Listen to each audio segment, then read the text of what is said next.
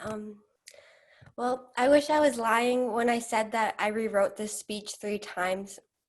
Each time I'd sit down for hours on my bed, trying to figure out what I was going to talk about, digging through my brain for new ideas, and ultimately feeling like what I was writing wasn't profound enough.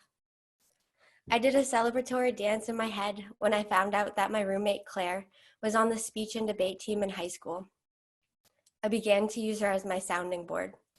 Stuck on draft number 2, I texted Coach Claire that I was second guessing myself once again. She replied with, "Hey, I'm sure it's awesome, but also it doesn't have to be earth shattering, so don't be too hard on yourself." And there it was. That was all I needed to hear. Now, speech aside, this is something I've always struggled with. Before coming to Boston for a semester in the city, I doubted the role I would play in this program. I questioned if I really was a quote unquote change maker and if I had what it took to make a difference. However, now I realize that having that type of mindset only adds pressure and ultimately disappointment. Reflecting on the past few months has helped me realize that my semester in the city experience was composed of small internal wins within myself. And no matter how small these wins may have seemed, they are all worth celebrating, as change is a process, not an outcome.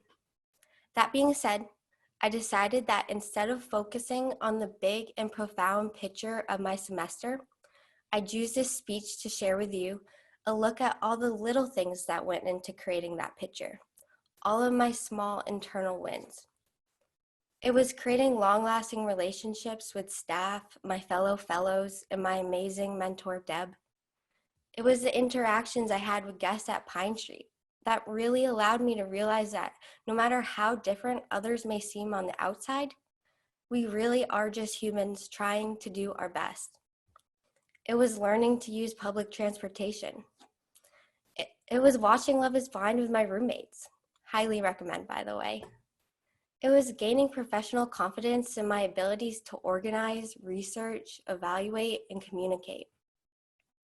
It was exchanging smiles with the guests who stood outside of Pine Street as I walked into my internship site each morning. It was simply deciding to get out of bed. It was choosing to show up each and every day. I look back at this list and think about how I almost decided not to join this program because I didn't think I had what it took to change the world. If I hadn't have come to Boston, I wouldn't have made all these wonderful connections, shared as many laughs, or grown so vastly.